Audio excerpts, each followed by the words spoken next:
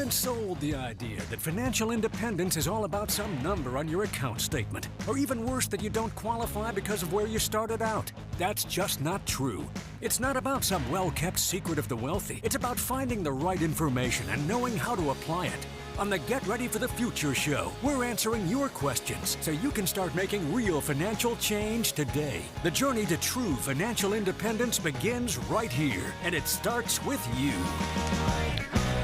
Time to continue our mission. We are on that mission to help people discover, protect, and share true financial independence. This is the Get Ready for the Future show from GenWealth Financial Advisors. Welcome aboard. My name is Scott Inman, along with GenWealth co-founder John Shrewsbury, getting set to answer your questions for the next 30 or so minutes, John. And before we dive into the questions, I want to talk to business owners right off the bat here. We've got about a week and a half. Boy, this sneaks up on you, doesn't it? It does. We've got about a week and a half. We've been talking about this for the last month or so on the show, but our Built to Endure Business Owners Summit is right around the corner.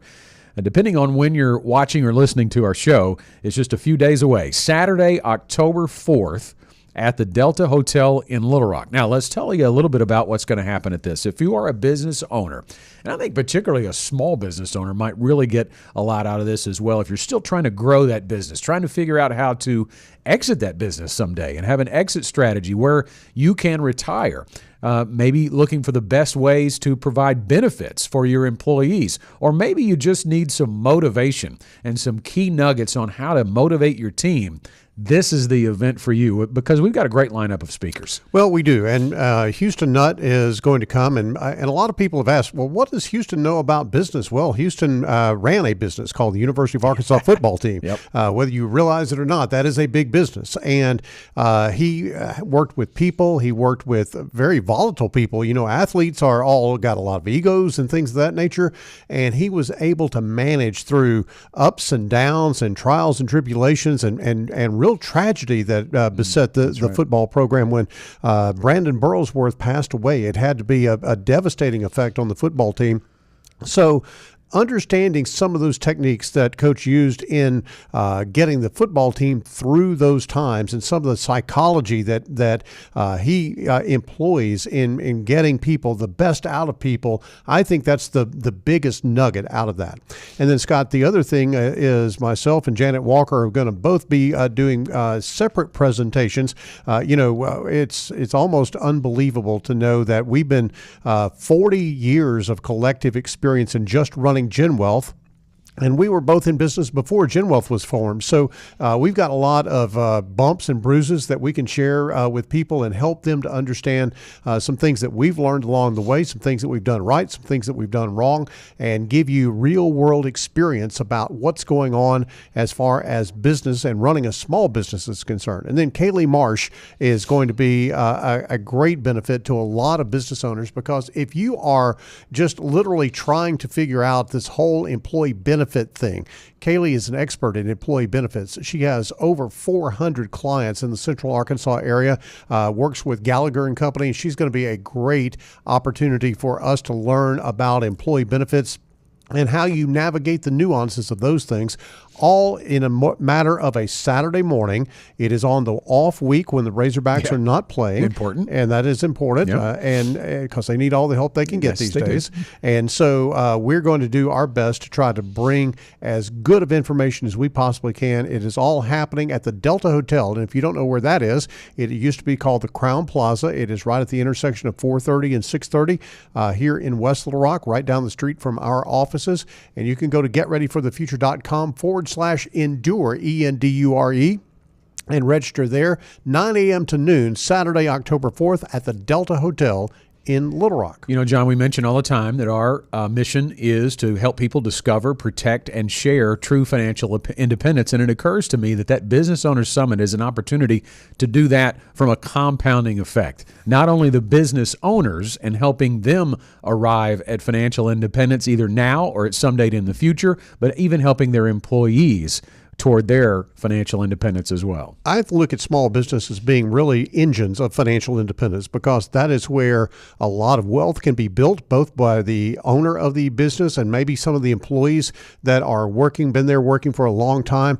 But even if you're just trying to save in your 401k plan or your simple program or whatever employee benefit they provide you at your small business, you have that opportunity to step in toward financial independence and work on it. It's not easy. It's not simple. Yeah. But it is definitely worth it.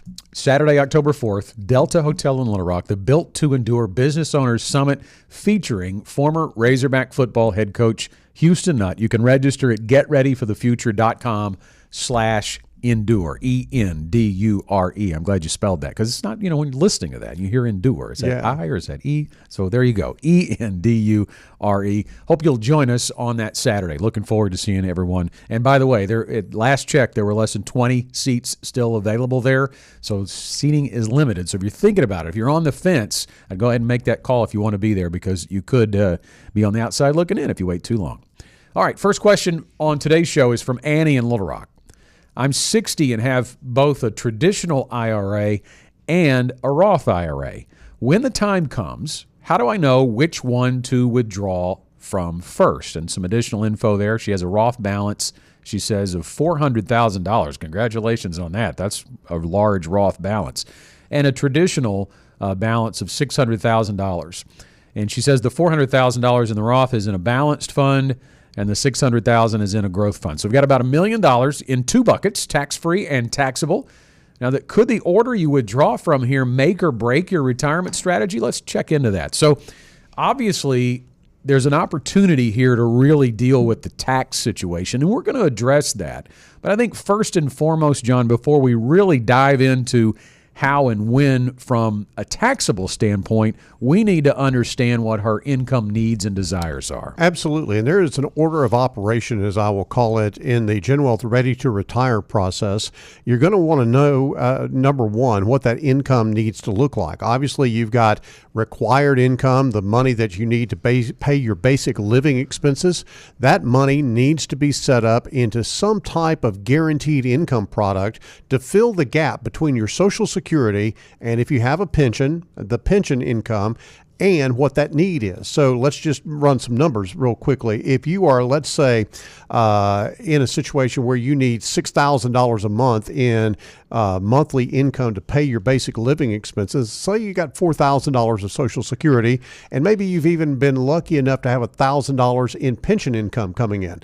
So now you have $1,000 gap to get to that $6,000. That $1,000 gap is what you have to think about in terms of regular, predictable, dependable income. And I will tell you, Scott, just point blank, there is no investment vehicle other than some type of an annuity product that can provide that guaranteed income. The guarantee comes from the claims paying ability of the insurance company.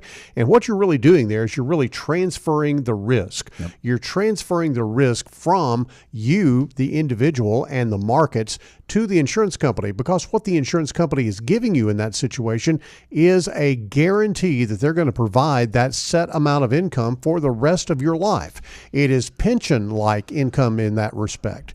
And so you've got that opportunity to do that. We would be able to do the calculation for you to help you to understand what needs to go into that. And more importantly, Scott, what type of annuity, because there are dozens of annuities out there, some of them better than others, some of them really are terrible at things like we're talking about here. But if you have the right program and in the right situation, you can't find anything else that would provide that guaranteed lifetime income stream for you and possibly your spouse, depending on ages and everything. There's a lot of ifs in that, but we would work through that with you to find a solution to provide that guaranteed income stream. I want to make sure that your needs are met with guaranteed income, not dependent on market performance. Now, above and beyond that is your desired income.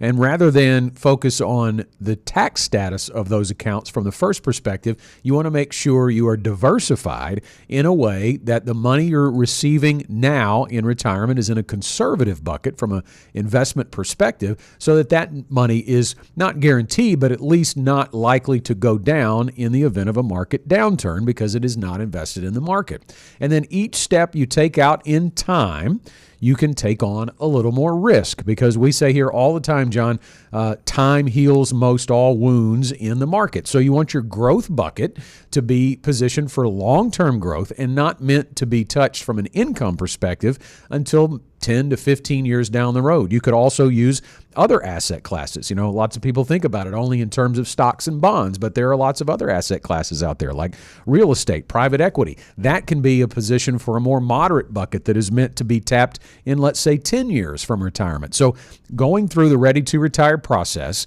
determining your need for income and then your desired income and how your investment strategy needs to be laid out, I would say, Annie, needs all to be done first and foremost. Then, once that's in place, we can begin taking a look at which bucket needs to be the Roth IRA, which bucket needs to be the traditional IRA, or does it even need to be a combination of both? And that really comes down to where Annie lies from a tax bracket perspective, because it may not really matter. A lot of people don't want to hear that. They don't want to hear that. Well, I think, man, I got to make sure that I don't get taxed. But you know what? If you're not going to withdraw, but let's say $1,000, $2,000 a month from your traditional IRA and your other guaranteed income sources are not absorbently high, your tax bracket may be the same. It's not going to matter. So in that case, if that's the case, once we've analyzed that, I like having that Roth bucket be the go-to for lump sum purchases and have it more aggressively invested, because you don't have to take RMDs on it. Right. You do have to take RMDs from that traditional IRA. It makes sense to begin a withdrawal strategy from that traditional IRA. Yeah, it does. And I think that oftentimes people can go to seed on this tax thing. We get drilled all the time about how bad taxes are, how bad taxes are, how bad taxes are. Well, historically, if you look at it, tax rates are lower now than they've been in history of the United States. And so I believe that you have to think about how the strategy works first. As Scott has said, you've got to have your flooring and bucketing strategy in place, and then you've got some options. If taxes are a big issue for you, then you could blend the Roth and the traditional IRAs, have accounts in each one of those buckets of both flavors, and draw a proportional amount of income from both of them, and then you're blending that income and lowering your overall taxable income. But you could just as well say, you know what, I'm going to let my gains run in this because I get tax-free income later in life, and later in life you don't have a whole lot of deductions, and so you've got a situation there where, depending on your situation, you could let the Roth IRA be the more aggressive bucket in your overall investment strategy and use that Roth IRA for things like future income and future lump sum withdrawals, so you don't increase your tax exposure if you need to draw $30,000, $40,000 to buy a vehicle or whatever the case may be. You've got a bucket of tax-free income to accomplish that goal. Annie, bottom line, sit down with a financial advisor, one that will build you that retirement income plan. We do that all the time at GenWealth. It is called the Ready to Retire process. So, Annie, if you're listening and want to walk through that process, or if anybody else is listening or watching on our online version of the show, you can reach out to us toll-free anytime, 866-653-PLAN. That's 866-653-7526. Get in touch with the financial advisor here at GenWealth and begin walking through the Ready to Retire process. Our next question is from Greg via email. He writes, my wife wants to retire next year at 62, but I'd like to keep working until 68. What's the best way to plan income and investments with two different timelines? When one clock says retire and the other says keep going, well, your plan does need to meet in the middle without costing you both. So I think the first question here, because it can be really easy. This answer can be really easy, Greg. Can you live on just your income in the meantime? So we've got about a 6-year gap there between, well, now I guess I'm assuming that you're both the same age. We don't want to do that, but assuming you're the same age, your wife wants to retire at 62. You'd like to keep working to 68. We don't really know. I just realized how old Greg is, but let's say you're the same age. You've got a timeline there of, say, 6 years. Maybe it's a little more. Maybe it's a little less, where one is going to be working and one is not. If you can live on just your income, well, that's going to give yourself another 6 years plus of potential growth on your investments and would allow your timelines to sync up just fine. He's asking the question, John, so I'm assuming maybe that's not that cut and dried. So let's talk about if that's not the case, if they need supplemental income if the wife retires at 62. Yeah, I'm going to assume that that is the case, or this wouldn't really be that big of a deal. Yeah. But if we do need to replace some of her income, then let's look at a couple of different things. Number one, does she have assets that you can tap into to begin to replace some of that income? And if so, then you're going to want to create a strategy around that. And I will go back to the annuity question for just a second here, Scott. Mm-hmm. Let's say that we do have a 6-year period of time that we're trying to essentially bridge the gap. You could take a single premium immediate annuity, put a set amount of money into that single premium immediate annuity, and provide a steady stream of income for that 6-year period of time while Greg is continuing to work. And that takes care of the income need that his wife would have. There's no market risk to that. Now, in a single premium immediate annuity, it is called a SPIA for obvious reasons, because single premium immediate annuity is very hard to say. But the SPIA provides that guaranteed income to your wife or to whoever who may be around after she passes, if she should pass during that 6-year period of time. It provides that guaranteed income. So you're going to get all your money back plus some interest, one way or the other. So it's not a losing proposition in terms of the annuity contract, but it is a way to basically put that money on ice. You don't have to worry about it over that 6-year time period. It's very, very predictable in terms of a spin down of that set amount of money. Now, that is one way to do it. Another way to do it is to take a look at Greg's assets. He is over 59 and a half, I'm going to assume. Therefore, he's got an in-service distribution option likely on his 401k plan. Do we need to go in and try to create some income from that 401k money to provide for replacement of his wife's income during that period of time? And Scott, I think all of this is kind of focused on that 6 years that we've just assumed that there is that gap there.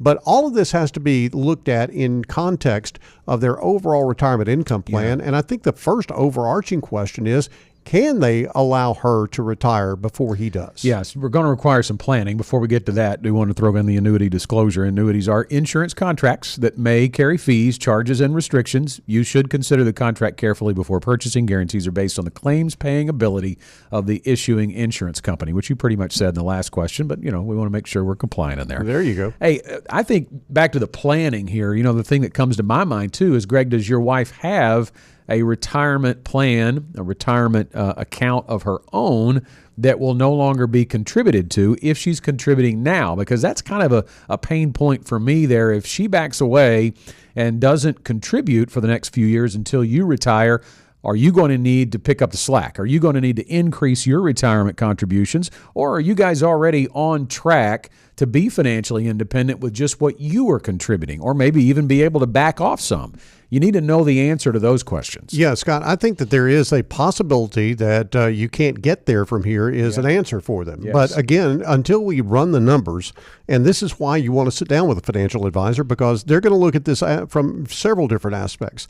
But until you run those numbers and understand their particular situation, you don't want to make a commitment on doing anything until you know whether it's feasible for you to do it. If it's feasible, then there's a lot of different options. But if it's not feasible, you don't want to jump into the pool and realize, oh, gee, I've got my expensive suit on. I didn't need to do that. Right, That's just not going to work. And the other side of that, too, is Greg wanting to work until 68 because he likes his work and he really genuinely wants to, or he thinks he needs to for maybe something like health insurance, right? If his wife is going to leave at 62, is she going to need to be on his health insurance? Or is that what he thinks until she gets to 65 and is Medicare eligible? That's a big piece for a lot of our clients, but there are other ways to look at that and plan for that. A lot of people get a little leery of walking out and into the healthcare marketplace and dealing with the sticker shock of those premiums. But, in many cases, you can work with someone who is well-versed in walking you through that, and we can point you in the right direction, by the way, on that. And you can find, I don't know if I'll go all in and say affordable premiums, but they are maybe not as great as you might imagine, depending on income, could subsidize those premiums. There are alternative health care options out there. I think getting a clear bead on that, if that's a piece to this, And really, even if it's not, doing some healthcare planning along the way as well. Absolutely. And every dime that you can save on that is money that you don't have to take out of your retirement accounts, and it will allow you to let those retirement accounts continue to grow and last longer and hopefully not run out of money before you run out of time. Greg, thanks for the question. Your question is our question of the week. So thanks for reaching out with it. We'd love to send you a free Get Ready for the Future Show tumbler for being the question of the week. I want you to email us. Send it to show@getreadyforthefuture.com and claim that tumbler. And for everybody else listening, there's your motivation. I'm not Houston Nutt, but I'm motivating you with a free Get Ready for the Future Show tumbler. That should be a reason to get a question to us. If you have something on your mind, and I know if you listen or watch our show, you likely do. I can't imagine even hosting this show and talking about the things that we do and how in-depth the answers to these questions need to be. I know that it triggers a question in someone watching or listening. Feel free to reach out. Not only might you be the question of the week and get that Get Ready for the Future Show tumbler, you might get your question answered too. So you can text us or leave a voicemail at the number 501-381-5228. Again, it's 501-381-5228. Whatever is on your mind. They used to tell you when you were in elementary school there is no such thing as a stupid question. I think that's true in finance. You don't do this for a living. You don't do this every day. You're working. You're doing your thing, and you're trying to retire. Doesn't it make sense to lean in to the people that are looking at it every day to hopefully give you some, not only some education, but even some action steps that can make a difference in your walk for financial independence? Can make a big difference for sure. All right, let's move on to our next question. We got Sherry from Fayetteville. I'm 66 and thinking about gifting money to our adult kids now instead of leaving it to them later. Are there smart ways to do this without triggering taxes or regrets? Yeah, giving with warm hands can be incredibly rewarding if you don't shortchange your own future in the process. And I think that's the first thing first here. Be sure that you can sustain your standard of living during your retirement years before you gift money to your kids. You know, that can be often neglected here. I don't want to take that for granted. Maybe you're all set and you've got way more than you need, and you know that because you have a written plan. But if that's the focus, John, again, back to the first couple of questions we had, we need a written plan in place for you, Sherry, to have income for the rest of your life. Scott, over my years in the business, I have seen parents sacrifice their own financial independence, their own financial future to try to support their adult kids. It is the most confounding thing that you've ever seen. Able-bodied adult kids driving better cars than their parents, living in better houses than their parents, but still being subsidized by those parents. And you watch that account be drained of money simply because they feel obligated to do that. You know, I'm not a psychologist, I'm not a family counselor, but that situation, if that's the case, you need to rectify that. Now, we don't think that that's necessarily Sherry's situation, but that being said, let's talk about the financial ramifications of gifting large sums of money to your kids. This is probably one of the most misunderstood areas of the tax code and really on this whole subject of gifting. In 2025, you can gift up to $19,000 per recipient without triggering any gift tax or needing to file a gift tax return. If you're married, you and your spouse can both split the gifts and allow for $38,000 per child tax-free each year. Now, the gift tax return requirements, if you gift more than $19,000 to one child in a year, you need to file IRS Form 709. Understand, I didn't say you were going to pay tax. I said you had to file an IRS form. And that's really, for the most part, all there is to it. There is no tax owed because in reality, what you have is a lifetime exemption on gift and estate taxes that totals up to $13.99 million per person in 2025. Gifts exceeding the annual exclusion reduce this lifetime exclusion. So here's what that means. Take that, we're just going to call it $14 million. Yep. And if you gift $1 million to your kids, now you still have a $13 million exclusion. Right. And so for most people, you can gift almost anything that you want to, and you don't have to worry about a gift tax. there is no gift tax that is due to be paid by the recipient. It would have to be paid by the donor, but the donor has this exclusion that basically just opens the door. You just have to file the form. Yeah. So that's what you need to think about from a taxation standpoint. And that was a big part of it. But she also says do this without triggering taxes or regrets. Now, again, we're not a psychologist there. So I think the key here would be, as we've already talked about, make sure your plan is in place. You are financially independent. That's going to absolve you from a lot of regret, knowing that you're not gifting above and beyond what you can afford to gift. But generally, I would say once that's in place, you're not going to have any regrets. I'm a big proponent, and I'll say this personally, I'm a big proponent of being able to see my kids spend their inheritance rather than them spend it after I'm gone. Yeah, I think that is a definite consideration, Scott. But I also think that you want to be careful not to use this with strings attached, so to speak. Yeah, meaning that you're trying to control some behavior of your kid by gifting them money and saying, now I'm going to give you this, but I need you to do things this way. Right. I think that only does create regret. It really creates friction. Kids are going to feel like they're being manipulated and all of that type of thing. I'm not, again, saying that that's necessarily Sherry's case, but you want to be careful about that because that just doesn't end very well. That can work the other way, right? If you want the strings attached, make sure they're doing what you want them to do before you give them the That's money. right. That's the reward then, That's okay? right. But yeah, I love the idea of helping kids with a down payment on a house, if you can do that. I mean, we know where housing costs are today. That's the thing I think I worry most about with my kids and the next generation is housing going to be affordable for them, right? If you have the opportunity to help them out there, this would be a great opportunity to do that within the guidelines we've already talked about. So yeah, I don't think you're going to have regrets. But again, to John's point, and both ways, if you feel like you're comfortable giving it to them because they're making the right decisions in life, then make sure you give it to them and don't expect them to make different decisions. So then you're not going to probably have any regrets. There you go. Hey, I want to remind you, too, this does kind of fall into line with estate planning. We've talked about the gift tax and the exclusion of the estate tax as well.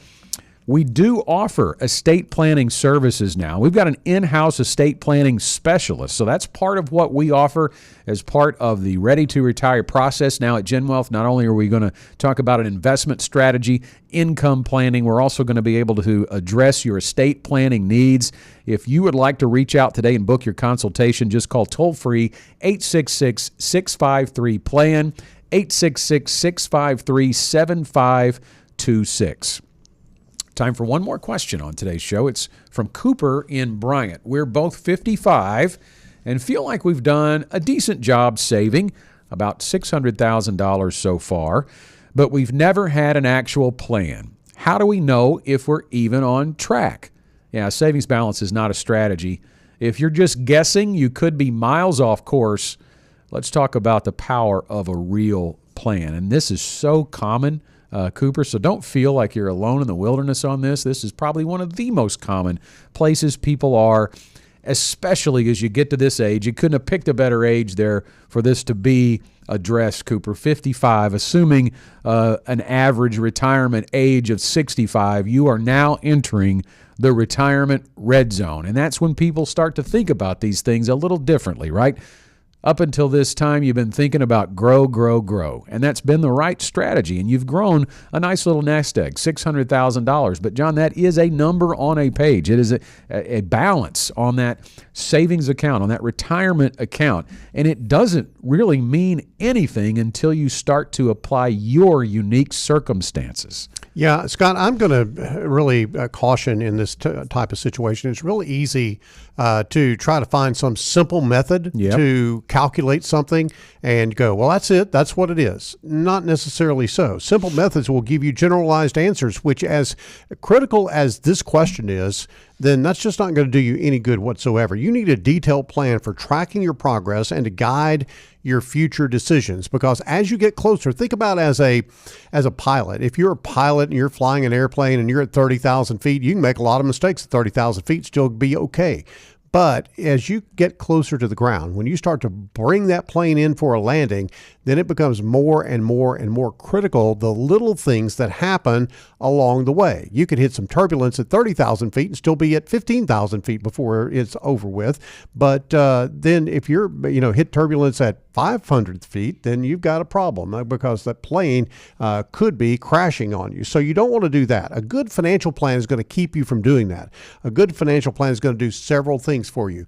It is going to take a look at your monthly future income need in retirement. That is a critical analysis that you look at how much money you're going to need to sustain your retirement. How much will you contribute over the next 10 years? How much do you already have? In this case, $600,000. What's that going to grow to over that period of time? When will you claim Social Security? How much of a match will you get? There's just a plethora of things here that are going on that really all kind of come together to give you a real clear picture about what that landing zone is going to look like for retirement. Once these factors are clear, Scott, you will have almost everything you need to work with your advisor to determine any changes that you need to make, any course correction that you need to make, any slight adjustment that you need to employ into your financial plan to make a safe landing. Yeah, other things will have to be considered in that holistic planning too. Estate planning, as we've already referenced, debt reduction and elimination. That's a big albatross hanging over your back potentially too. If you want to get to retirement and financial independence, you want that debt to be gone, at least everything but the mortgage, and ideally even the mortgage. Tax planning, as we've already referenced in some of the answers to our questions today, and other what-if scenarios, things that you're not even considering. What do you need to know that you don't? That's all incorporated into your plan. But as we have just a little bit less than a couple of minutes, I want to circle back to just the investment part of this. I mentioned at the very beginning, addressing your question, Cooper, up until this point, if you're prior to 55, you're thinking about grow, grow, grow. Entering that retirement red zone, the rules are going to change. They have changed for you depending on your time horizon. If you're 10 years or less, and if you're like Cooper and listening to me now, you are 10 years or less away from your hopeful retirement age. This is a graphic on the viewing side on our video version of the Get Ready for the Future show that illustrates that retirement red zone, and it's on the football field. It's football season. You always want to have a good percentage of touchdowns scored in what they call the red zone. And that red is actually lit up on the 10-yard line, but the red zone starts at the 20-yard line, and any offensive coordinator will tell you that the play calling gets more difficult. You don't have as much of the field to work with. You can't call those long touchdown passes when you're inside the 20, so you can't go for the high-risk plays, right? The investment strategy has to change. You still need growth because you might need to grow that $600,000 retirement nest egg. In Cooper's case, you do need to grow that $600,000 nest egg. You need to add to it with contributions, but you also have to start thinking about protection. You are now in a place where the stock market could be volatile over a 10-year time frame. We've had a 10-year time frame in the past where the market was actually negative. You don't expect that again, but it could happen. So you need to start changing the investment strategy and positioning the money you're going to need earlier on in retirement in a different way so that a big market downturn, a prolonged bear market, will not crater your financial independence. So with that, I'll swing it over to John for final thoughts as you heard the bell there. Scott, as you talk about financial planning, one of the things I think is the most exciting thing about putting together a financial plan is being able to dream a little bit. Ask those what-if scenarios. We've got specialized software that allows us, with just a few clicks of a mouse, to play out a scenario, to see if it's a viable scenario for you in retirement. It's not as simple as just doing the math on accumulation and decumulation of retirement assets. Life doesn't happen that way. Oftentimes, there are things that come up that you want to do. I had the privilege the other day of helping a retired couple buy their dream home. And the question was, can we do this and not crater our standard of living in retirement? And I was able, in a very quick time frame, for them to be able to know for sure if they could do that under the plan. And they certainly could and certainly did. I'm going to use my final thought to finish the show just the way we started the show, talking about our Built to Endure Business Owner Summit. It is coming up Saturday, October 4th at the Delta Hotel in Little Rock. So what is Built to Endure? The Business Owner Summit is for business owners out there who are looking for ways to do business better. They're still looking to grow their business. Maybe they're looking to motivate their team to get higher productivity and better results and a better outcome for their team. Maybe they're looking for an exit strategy. How are they going to retire? How are they going to reach financial independence? If that's you, want to encourage you to join us. Our keynote speaker is former Razorback football coach Houston Nutt. We'll also have a benefit expert there. John and Janet are going to speak about growing a business and maintaining a business for the long term. You can register at getreadyforthefuture.com/endure. Hope to see you there. And that's all the time we have for this week's Get Ready for the Future show. As always, want to thank you for watching or listening, no matter how you get the program. And if you want to be a part of the action, send in a question by texting or leaving a voicemail to 501-381-5228. Hope you have a great rest of your week, and we'll see you next time. The GenWealth financial team is available to you 24/7 at info@getreadyforthefuture.com or call our offices at 866-653-PLAN. That's 866-653-7526. You should personally consult a financial advisor before making any investment